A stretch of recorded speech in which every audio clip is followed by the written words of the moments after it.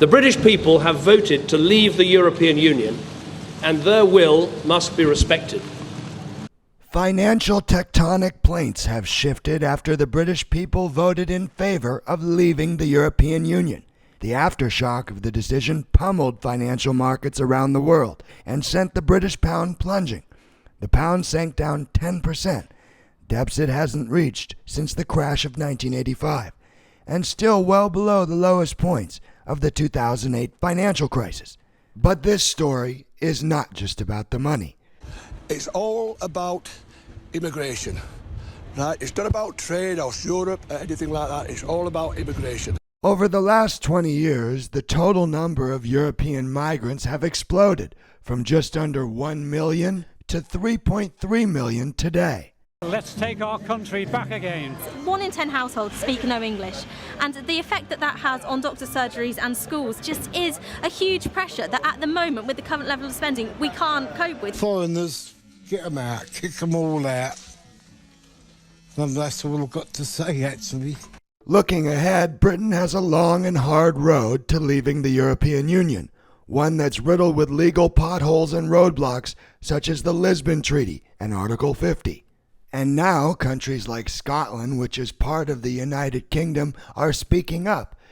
Scotland wants a second referendum, a do-over.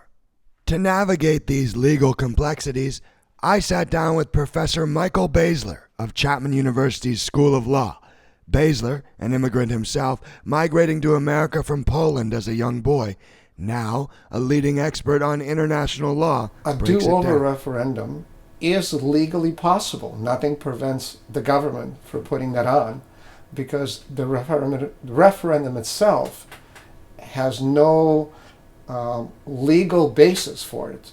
It's just a vote of the people where the government says, on this particular day you're going to come and you're going to state your preference. Open borders with trade can continue, and it's possible to work out an agreement where the UK becomes and follows the Norway model. But at the same time, there cannot be, unless they have some kind of a special agreement, a free movement of peoples. Norwegians that want to come and work in the UK cannot, because Norway is not a member of the EU. So there are certain obstacles, and the obstacles to open borders of people, that most likely would not exist. Britain's surprise exit from the European Union isn't without controversy, and now Boris Johnson, one of the leaders behind the Leave campaign and former mayor of London, was just appointed Foreign Secretary by new Prime Minister Theresa May. On special assignment here in Los Angeles, I'm Zach Coomer.